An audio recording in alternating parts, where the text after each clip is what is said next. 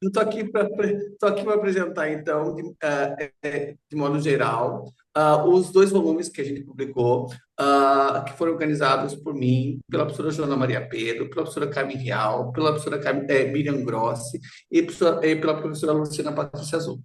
Esses dois volumes têm um título chamado Move-se o Gênero na América Latina e Se Move o Gênero na América Latina.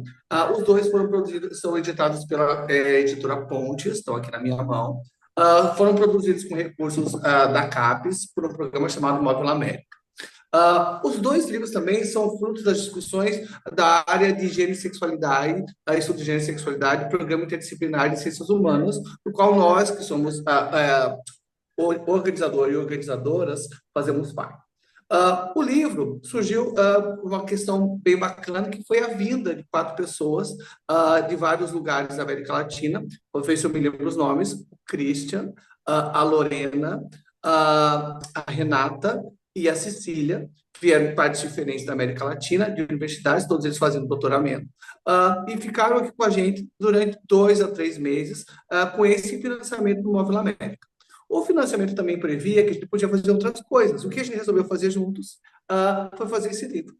Então, nós fizemos primeiro o movimento de criar um pequeno evento, que foi muito proveitoso, a professora Joana vai falar no final, né? O quão proveitoso foi, quantas coisas a gente aprendeu, eu também acho isso.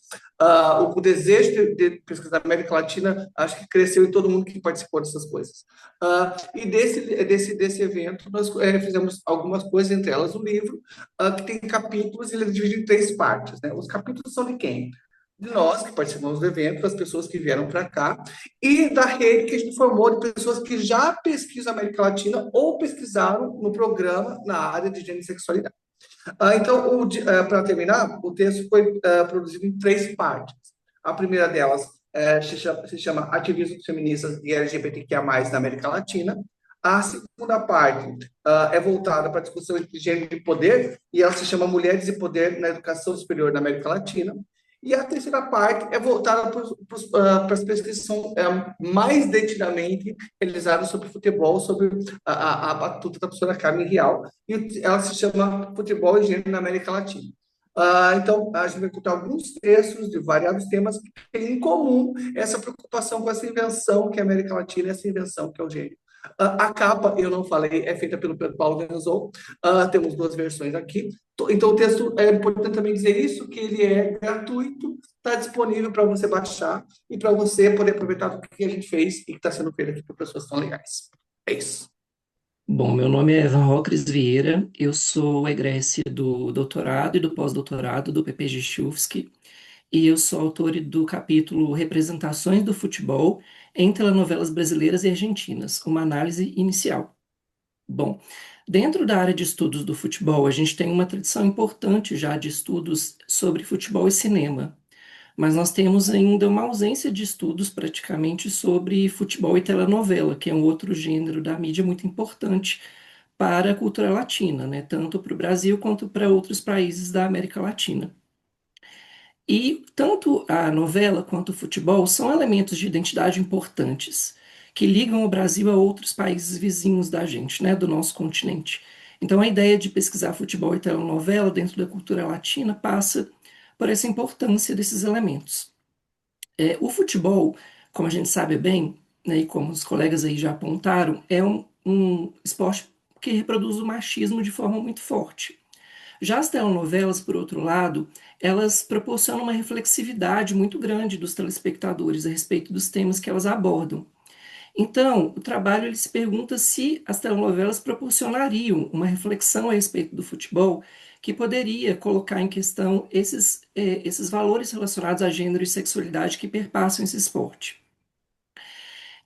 Foi estudado no capítulo telenovelas brasileiras e argentinas. Primeiro, porque são 2 países que são grandes produtores de telenovelas, e também porque, no momento inicial, a gente identificou a presença de uma novela brasileira e de uma novela argentina que tratavam sobre uma orientação de personagens masculinos, jogadores de futebol, que poderiam ser lugares de problematização dessas questões. No Brasil, trata-se da novela Avenida Brasil, da Rede Globo, que foi veiculada em 2012, e na Argentina a telenovela Botineiras, veiculada em 2009 pela emissora Telefe.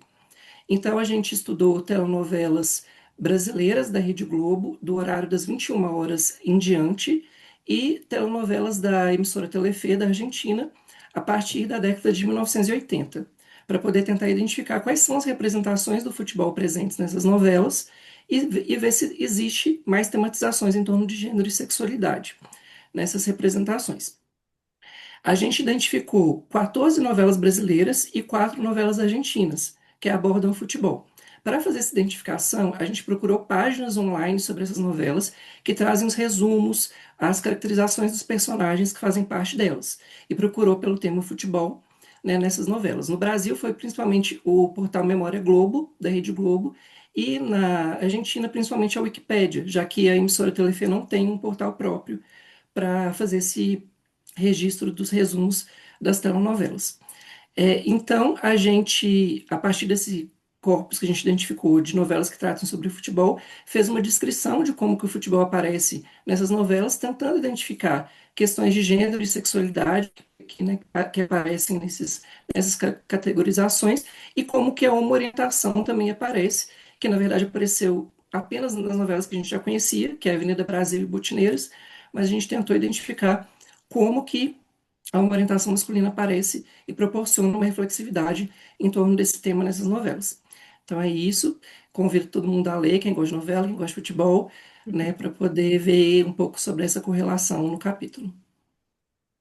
Então, gostaria de fazer a divulgação do capítulo, né, que escrevi em conjunto com a minha orientadora Carmen Real, né, e que faz parte do conjunto do livro, né, que traz esse debate, né, um contexto onde a gente aborda, né, um olhar para o futebol, um olhar para o campo esportivo, mas pensando nas mulheres que se envolvem, então, com esse universo.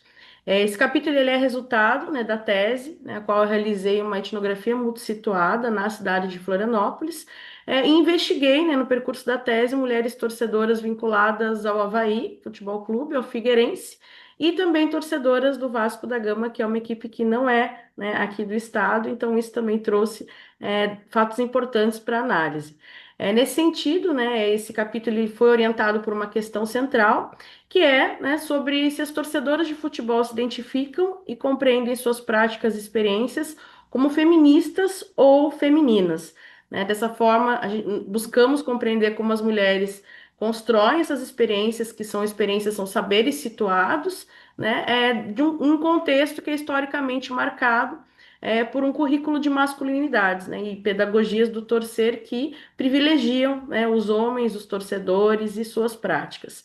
Essa questão, né, central que orientou a investigação se as torcedoras se identificam como feministas ou femininas, ela não foi respondida de forma dicotônica, né? Precisamos complexificar, né, as experiências, as narrativas, né? E os dados, eles acabaram revelando ali um contexto no qual, onde muitas vezes essas mulheres não se identificam, se afastam, né, da palavra feminista, ao mesmo tempo, né, as suas práticas, o que pôde ser observado principalmente em relação ao trabalho de campo, né, podemos identificar como práticas de resistência, práticas onde buscam o protagonismo, onde enfrentam diversas barreiras, desde o contexto pessoal, familiar, até mesmo em relação aos clubes, as negociações e as políticas do torcer. Né? Dessa forma, né, a gente compreende que as identidades, a construção, né, dessas narrativas das mulheres torcedoras também é atravessado fortemente pela onda conservadora,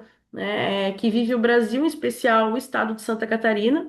Então, também trouxemos dados, né, dados locais, para que a gente pudesse enriquecer a nossa análise, né, e também compreender como as problemáticas sociais, as relações de gênero, as políticas que envolvem, né, o contexto do futebol e do esporte, né, elas estão constantemente ali imersas em relações de poder.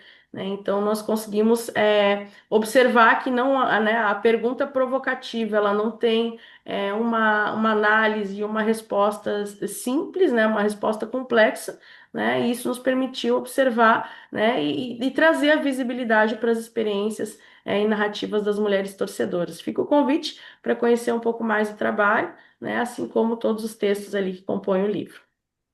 Muito obrigado. Olá, olá. Me chamo Vinícius. Também sou pesquisador e também fiz parte da construção desta obra. O meu capítulo, ele aborda, junto com a professora Carmen Real, minha orientadora, a forma de como a cultura do estupro opera estruturalmente no futebol masculino profissional, especialmente a partir dos mecanismos de proteção, em relação à forma simbólica e institucional que acaba direcionando alguns homens dentro da perspectiva do futebolística, onde ocupam posições de prestígio, fama e poder econômico. A pesquisa, o trabalho, o artigo, ele vem analisando, né, vem analisar, na verdade, como denúncias de violência sexual envolvendo jogadores e técnicos de renome frequentemente produzem uma inversão moral, né, no debate público, enquanto os acusados passam por uma situação que muitas vezes são vistos como vítimas, entre aspas, de perseguição e injustiça, mulheres denunciantes acabam submetidas à descredibilização, ao julgamento público e ao silenciamento presente.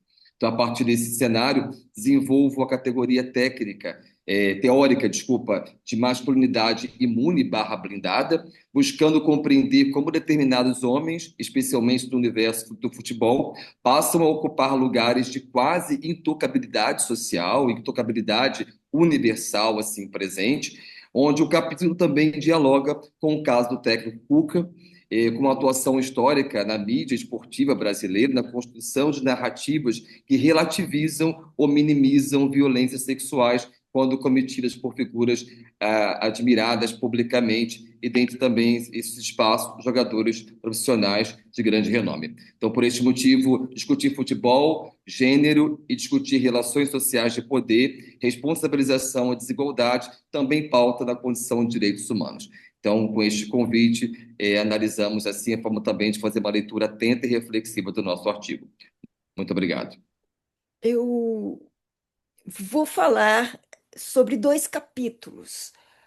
Um é o capítulo assinado pela Rita Lorena Arambuena, que foi a nossa aluna que veio fazer estágio no ISHE pelo Move América, da Argentina, e que é assinado também pelo professor Pablo Alejandro Alabarces e por mim, e que se chama O Encontro entre Futebol, Política e Feminismo na Argentina.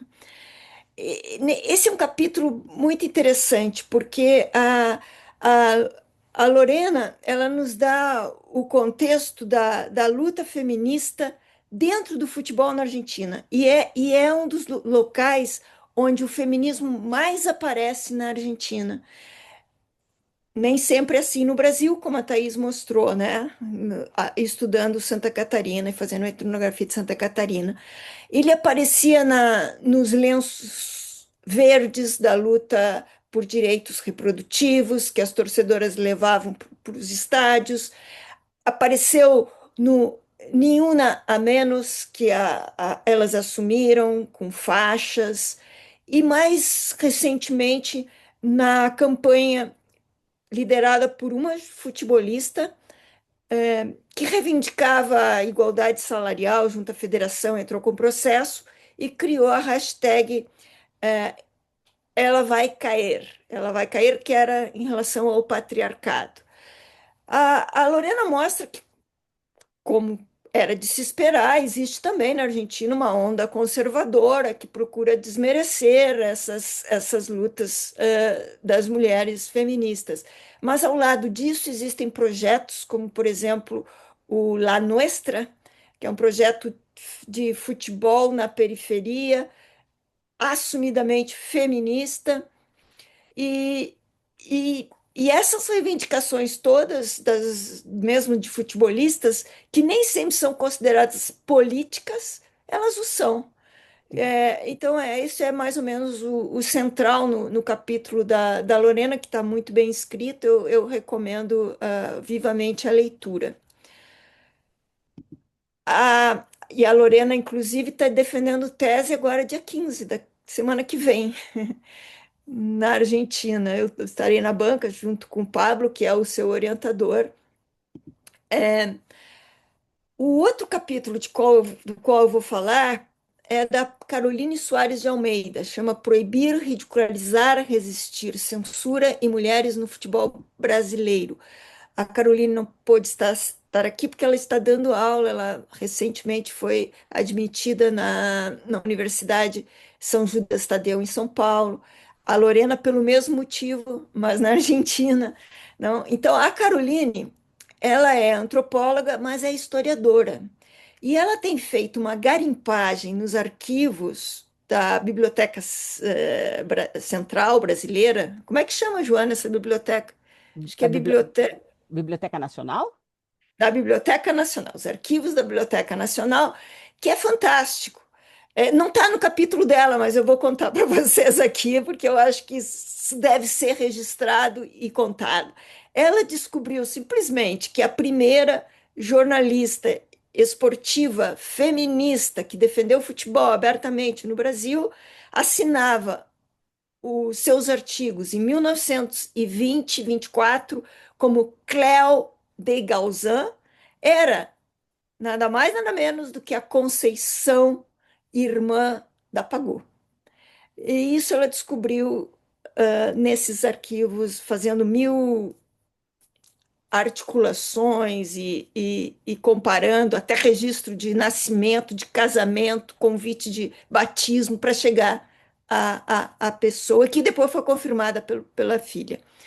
Mas no capítulo, ela não conta nada sobre a Clélia Gauzan, ela analisa a relação entre a ditadura militar, o Estado Novo, ou seja, os momentos em que o futebol teve proibido no Brasil e como que ele era censurado em outras áreas, não? Além de ser proibido de se jogar em campo, ele também foi proibido no teatro, na música, e ela conseguiu textos reveladores dessa visão que se tinha desse futebol de mulheres naquele momento. Textos, por exemplo, dos shows do Jô Soares, em que as mulheres eram escrachadas porque jogavam futebol, músicas que foram censuradas, porque eu gosto de uma mulher que chuta bem, que daí eles tiveram que mudar para que arma e desarma. E, e isso vem até bem recentemente, porque ela mostra uma música do Aldir Blanco, da letra do Aldir Blanc e a música do outro compositor que compunha com ele, que agora eu não estou lembrando o nome, mas na letra dizia-se, claro, é uma música bastante conhecida, não é? Quando você gritou Mengo no segundo gol do Vasco, tirei sem pensar o cinto e bati até cansar. Quer Uau! dizer, isso está na música e é uma música que a gente conhece. Ela faz essa análise. É claro que também houve brechas. Foi um festival de teatro em São Paulo que, pela primeira vez durante a proibição, colocou em campo, num estádio, o Pacaembu, mulheres para jogar futebol, né? Atrizes. Bom, isso aí tentou se proibir, mas aí se disse que não era um jogo, que era uma performance. Bom, jogaram, o importante é isso. Então, eu acho que esse capítulo também é muito interessante, assim como o da Lorena, o do Van Rocres, o do Vinícius, o da Thaís, e eu convido vocês, e também o do Kel, claro, embora ele não trate de futebol, para lerem essa parte do livro, que é uma parte que foi financiada também, a passagem, etc., pelo INCT Futebol do CNPq. Obrigado, Joana. Esse livro que vocês viram, os vários autores e autoras e autores se apresentando os seus conteúdos, vocês estão vendo como é maravilhoso. Isso foi um projeto da CAPES e também do INCT Futebol e do INCT Caleidoscópio, que proporcionou tudo isso. E eu fico pensando o quanto nós, do doutorado interdisciplinar, aprendemos com as pessoas que vieram pelo projeto Móvel América. Como é que a gente ia conhecer, por exemplo, Laura Masson ou as outras orientadores e orientadoras argentinos, uruguaios, que enviaram seus orientandos para passar aquele período conosco? Eu aprendi muito com o trabalho, por exemplo, da Renata Kiefer, e digo mais, ela ainda fez, junto com uma professora do Nordeste, a professora Gleidiane, e com a professora Alejandra Alberti, um artigo sobre encontros feministas que acaba de sair num dossiê. O que eu quero dizer com isso? O quanto esse financiamento da CAPES promoveu uma proliferação de conhecimentos que a gente tem aprendido a aproveitar. E os leitores e leitoras deste livro vão poder aproveitar também.